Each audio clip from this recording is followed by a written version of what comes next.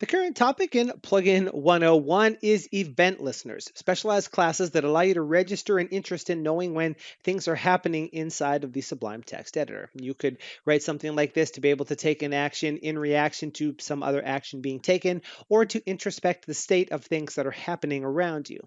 Now, in the previous lesson, we covered the different types of event listeners that you can create and how those generally work. It's time to start getting into the nitty gritty of what events we could actually listen for.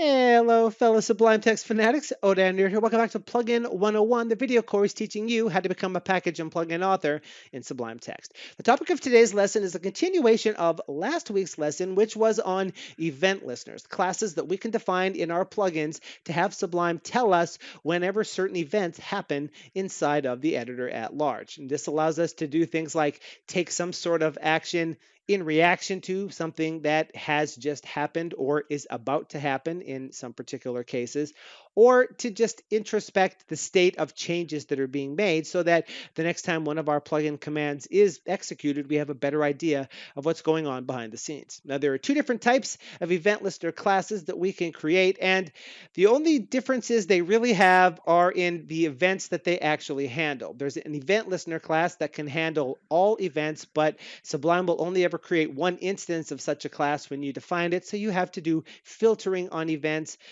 every time they're raised to see if they apply to something that you want to track.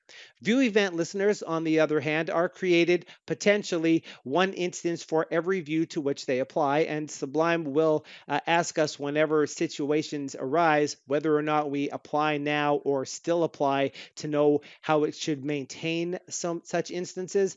The benefit to that is that you have your own instance level class that you can use to store state that happens between events. You automatically know if any of the events inside of your class trigger, they probably apply to the situation that you are trying to track because of the way that the classes are created. Today, we're going to be starting our foray into actually looking at the events that you could use inside of an event handler to see what sorts of things we can actually track.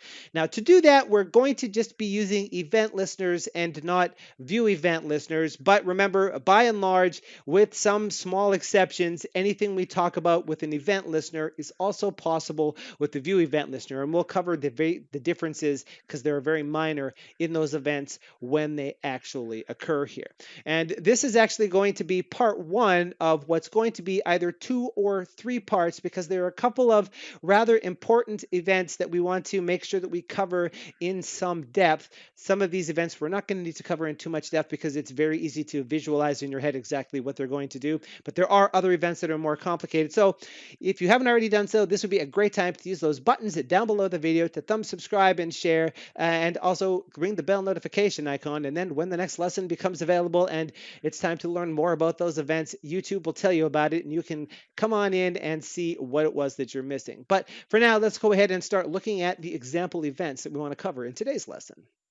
The first set of sample events that we're covering here are what I'm referring to as file events. That is, events that tell you about changes to the state of files, files being loaded, closed, modified, things of that nature.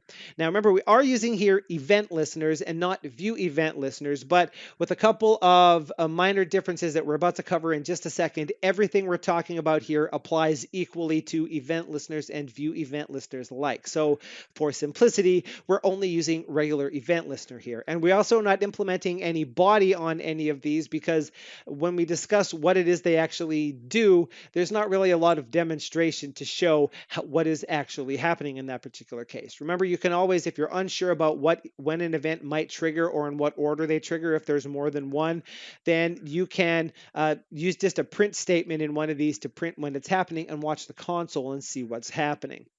Now, the first thing that's different between these events here in Event Listener and View Event Listener is the arguments that are provided. Because remember, an Event Listener, exactly one instance of this class is created, and then the event is raised whenever that event happens. So, for example, when a file is loaded, Sublime has to tell us what file it was that's loaded.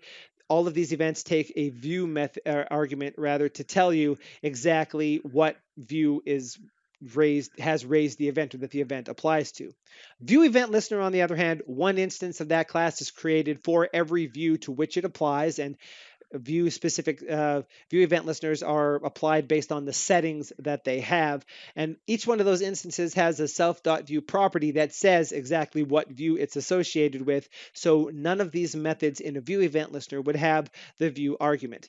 And the last thing to note there is these first two events, on new and on clone, aren't available in view event listener. They're only available in a regular global event listener. If you want to care about those two events, you need a regular event listener to do it, and that's because these are related to view event listeners are related to the settings in a view, and when you create a brand new view, it doesn't have any settings to distinguish it yet, so there's no reason for there to be a view event listener until the settings change in some way, so that event doesn't trigger in a view event listener. And on clone doesn't trigger because when views are cloned, their settings are cloned as well, so these same view event listener would apply. Now, there's actually a method in view event listener that we didn't cover in the previous lesson, but we will in an upcoming lesson, whereby your view event listener can say whether it applies only to the primary view, the very first one, or to clones. And in that case, none of these events would trigger inside of a cloned view, for example, if you're using a view event listener.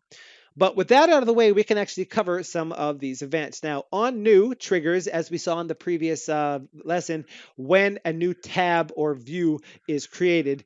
Creating a new view triggers the on new event, and you would be told exactly what view it is that was created. On clone is triggered whenever you use the clone command to clone an existing view, which, remember, means a new view is created that shares the same underlying buffer as some other view, so that changes to one view also are reflected in another view. What's different is the visual layout, so that you can have the same file open in multiple places and look at different parts of it. This command is available from the file menu under this new view into file command. So now we can see there's two tabs that both say file event samples because they share a buffer. And when I modify this one, the other one is modified as well. So those two events are telling when there's a new tab or a tab has been cloned. On load will trigger when a new file has been fully loaded into memory and all of the appropriate settings have been applied to it. So say you open a very large Python file, it takes 1 second for all of the data to be loaded into memory, and then for it to determine that it was Python, apply the appropriate settings that are specific to Python files. At that point, the onload method would trigger to let you know that this event, that the file has finished loading. The next two events here, on pre-close and on close, are related to a view actually closing. And the very first thing we're going to say here is you cannot block a view from closing. Once Sublime has raised the event telling you that a close is happening, a close is happening. There's no way for you to stop it from happening. There's no way to block it. The only way to block a close from happening is to stop the user from trying to do it in the first place. On pre-close happens when a view is about to be closed, but its tab is still connected to the window. That is, the window property in the view still specifies exactly what window it's inside of. On close is triggered after the view has been removed from the window, but before the view goes away. And sometimes you need to know when something's about to close. You need to still know the state of the window to maybe find a sibling file and to schedule it for closing. You'd need to do that in on pre-close so you know what window you're in. On close is just for, I need to know if this particular file is closing. The next couple events here, on pre-save and on post-save, are for when a file is being saved. And common question asked, can I block a save from happening? No. In the same way that once a close is happening, it's happening. The only way to stop a save from happening is to stop the user from taking the action in the first place. Once the event is raised, the save is happening. On pre-save happens before the save is about to happen, which allows you to add text to the buffer or modify the buffer before Sublime saves it to disk. For example, if you wanted to modify a header at the start of the file to say at what point that file was last modified, you would use on pre-save for that. On the other hand, if you just want to know that a file has just been saved so that you can take some action, on post-save is where it's at for that one. Now, both of those methods, on pre-save and on post-save, if the buffer is a brand new buffer that has never had a name before, Neither of those events will be called until the user has selected the appropriate name and said OK in the save dialog box. So for example, if it was a new file and they clicked cancel, file wasn't saved, event doesn't happen. On modified is an event that triggers to tell you that the user has made some sort of modification or edit to a particular buffer. Think adding text to it or removing text or something along those lines. This event will trigger to tell you that that happened. Be very wary of modifying the buffer in response to being told that you modified the buffer, because modifying the buffer causes Sublime to raise an event telling you you modified the buffer, and you'll get yourself into an infinite loop and hang Sublime. The other thing to note about this is that this tells you that a file was modified, but it doesn't tell you exactly how. You need to track that yourself, know what the state of the file was before the modification happened, if that's important to you, to be able to detect what it was that was actually different. Preview versions of Sublime that aren't currently publicly available, but will be soon, have more functionality in this regard. But for right now, in Sublime Text 3, we don't have that kind of action. The next event we're covering here is on selection modified, and this particular event triggers for whenever the selection changes, which, remember, cursor represents a selection, so the cursor moving in the buffer counts as a selection change. The size of a selection changing counts as a selection change. Selection going away counts as a selection change. And much like on modified, on selection modified triggers to tell you that this has happened, but it doesn't tell you how it changed. You need to have a record of what that was from the last time this event was called in order to be able to track that.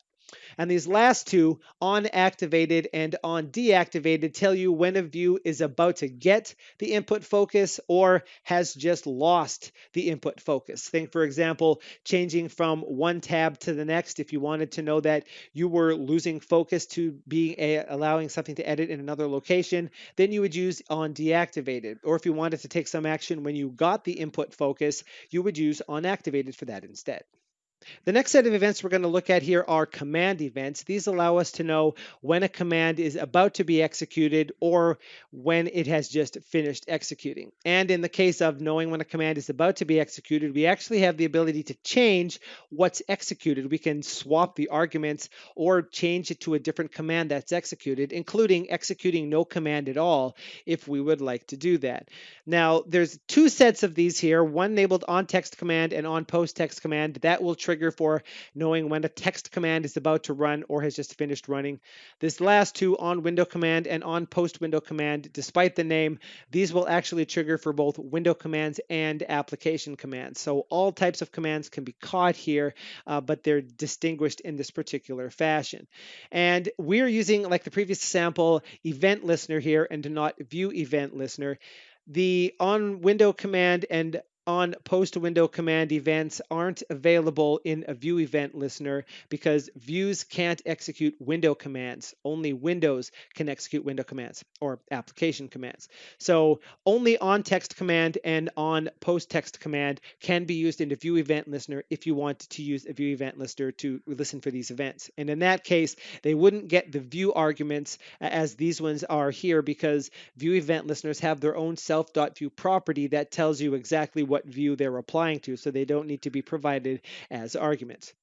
Now, apart from those distinctions, these two sets of things do the same thing. The first ones, the on text command and on window command, tell you that a command is about to be executed, and on post text command, on post window command tell you that a command has just finished executing. In the particular case of the prior ones, the on text command and on window command, we get told what's about to execute, and we can actually change it for something else, which we'll see in just a moment here. Now, apart from being told what view or what window the command is executing in, and for an application command, the window argument would be the active window in that particular case, we also get told the command name that is about to execute or just finished executing, which is a string, and we get the args that were given to that command, which would be none if no arguments were given, or it would be a dictionary that has the key value pairs for what arguments that were provided and their values. And of course, it's possible for that dictionary to be empty as well. And that would be the same dictionary that you might see, for example, in a key binding. Now, when it comes to the post commands, those are just informational. That tells you, hey, this just finished happening if you were keeping track of that sort of thing. The prior ones, the on text command and on window command, actually have the ability to change what's executed when they return. And they can do that in a few different ways. Now, these methods can return none, which tells Sublime that you were just interested in knowing what command was about to be executed, so please do what you were normally going to do. Alternatively, we can instead return a two-tuple to tell Sublime to run something different. And in that case, the first item in the tuple is the name of the command that should be executed, which can be different from what it was previously. And the second argument is the arguments to be provided to that command. Sorry, the second item in the tuple, I should say, is the arguments to be provided to the command, which again can be the same as they were before, or they could be something completely different, including none. And when you do something like this, you're telling Sublime to execute a different command or the same command with different arguments, depending on how you do it. Now, an example here, we have a test that says that whenever the on window command event is raised, if the command name is new window, then execute the new file command instead with no arguments. We could also, if we wanted to, put any sort of other command in there as well, or change the arguments depending on our sample here.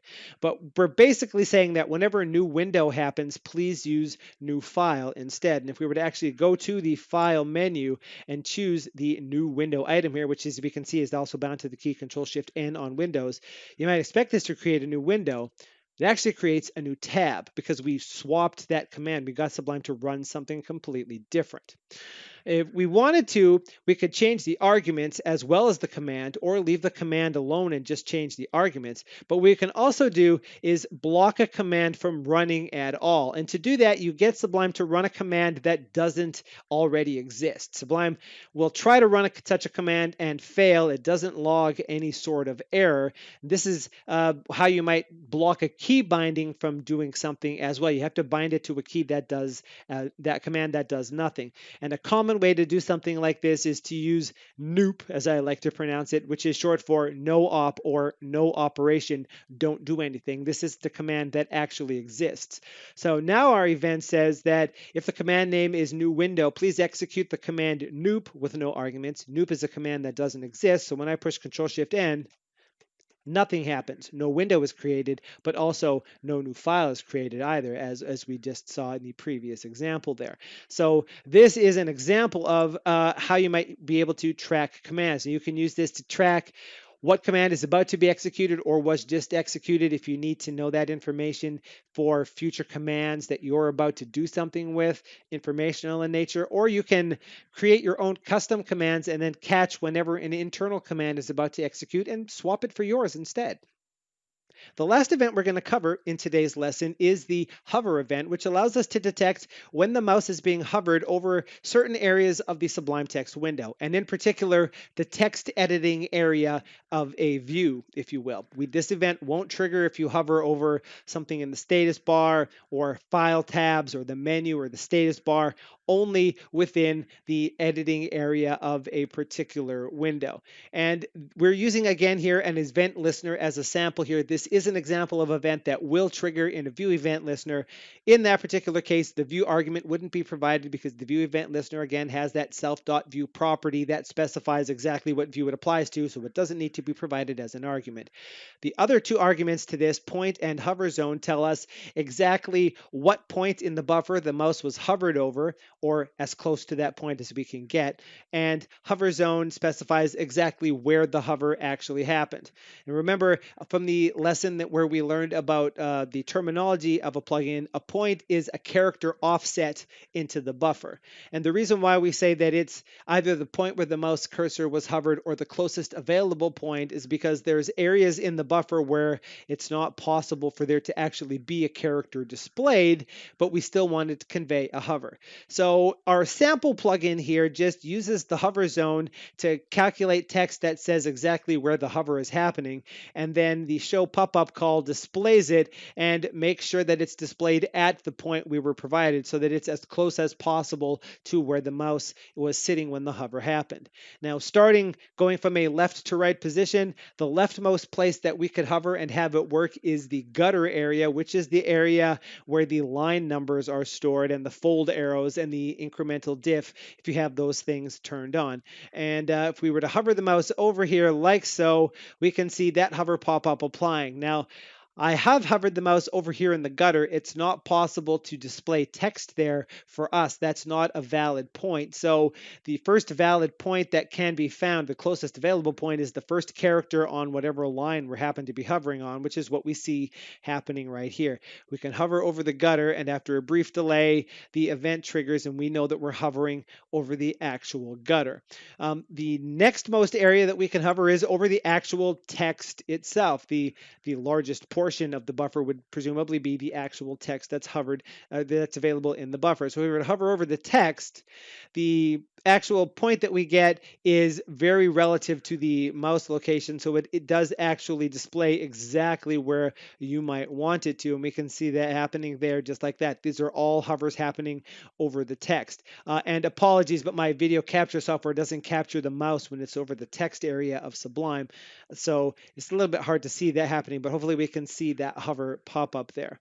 The lastmost area here is what Sublime refers to as the margin, which is anything to the right of a line after all of the text. And so, for example, right here, this is the margin area because there's not actually any text here. And this is another example of a point being as close as possible, because even though the mouse is way over here, there's not actually any text way over there. So the closest point we can get is the end of the line that the cursor is actually on. And if in fact there was a bunch of white space here, then when the hover happened, now we're hovering over text because there's actually text there.